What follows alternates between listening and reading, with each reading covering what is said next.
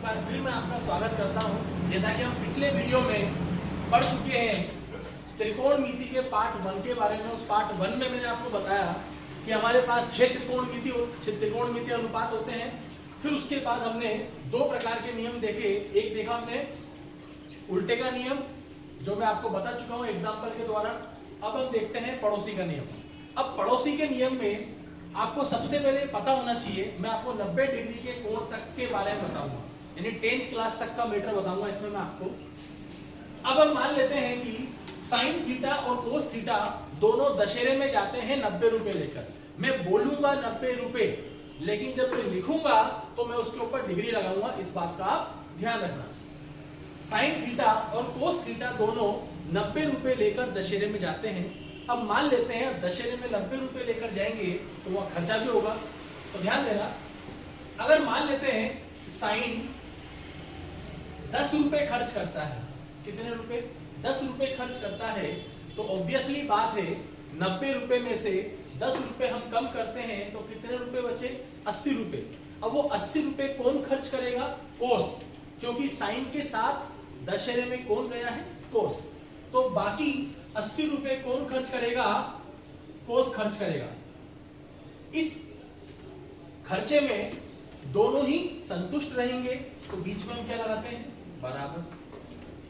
मान लेते हैं कि साइन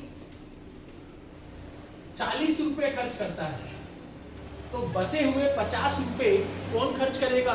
कोस खर्च करेगा, क्योंकि साथ में उसके दशहरे वही गया है। तो कोस कितने रुपए खर्च करेगा? 50 रुपए। मान लेते हैं कि कोस ने पूरे के पूरे 90 रुपए खर्च कर दिए।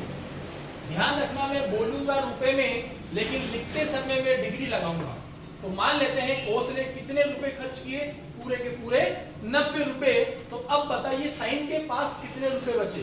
कुछ भी नहीं बचा, क्योंकि टोटल ये दोनों मिलाकर 90 रुपए लेकर दशहरे में गए थे। तो कोस ने 90 रुपए खर्च किए, तो साइन के पास कुछ भी नहीं बचा। कुछ भी नहीं का मतलब हम मानेंगे 0 डिग्री।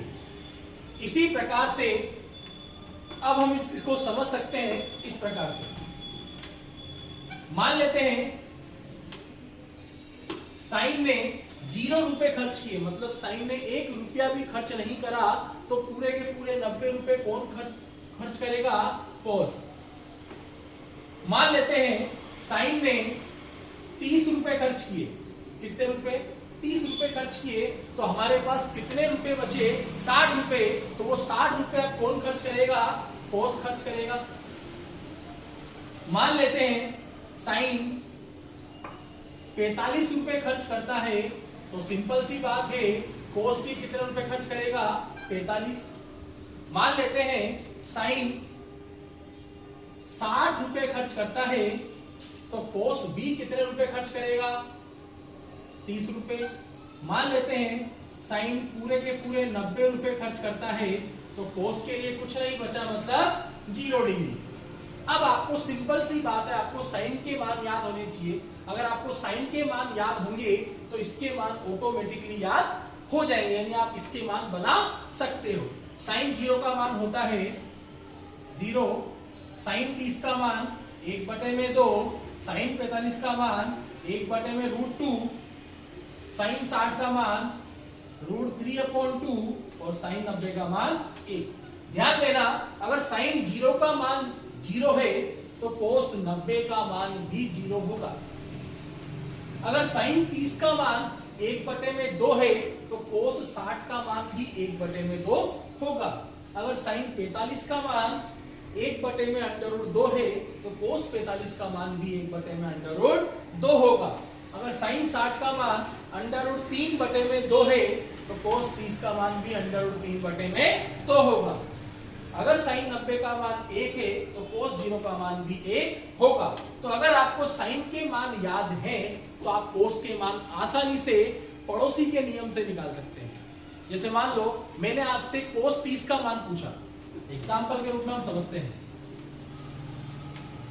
मैंने आपसे कोस 30 डिग्री का मान पूछा। अब मुझे कोस के मान याद नहीं है, लेकिन मुझे साइन के मान याद है। ओके, सबसे पहले तो हम पड़ोसी का नियम लगाते हैं कि कोस ने 30 रुपए खर्च किए, तो बताइए कितने रुपए बचे? 60 रुपए बचे। अब वो 60 रुपए कौन खर्च करेगा? साइन। क्यों? क्योंकि साथ में दशहरे में कौन कौन गए थे? साइन और कोस। तो कोस ने अगर 30 रुपए खर्च किए तो बचे हुए 60 रुपए साइन खर्च करेगा। और साइन 60 का मान मैं जानता हूं कितना होता है, √3/2। तो कोस 30 का मान भी क्या हुआ? √3/2। अगर मैंने आपसे पूछ लिया कोस 0 का मान, अगर मैंने आपसे पूछ लिया कोस 0 का मान, तो आप वापस पड़ोसी का नियम लगाएं। कोस ने कुछ नहीं खाया, इसका मतलब पूरे के पूरे 90 रुपए कौन खाएगा? साइन। और साइन 90 का मान होता है 1, तो कोस 0 का मान भी क्या हुआ? 1। तो इस प्रकार से हम अभी सिर्फ साइन और कोस के बारे में हमने पढ़ा है। इसके बाद टेन और कॉट, सेक और कोसेक के बारे में हम अगले वीडियो में पढ़ेंगे, यानी ट्रिग्नोमेट्री के पार्ट 3 में। फिलहाल के लिए धन्यवाद।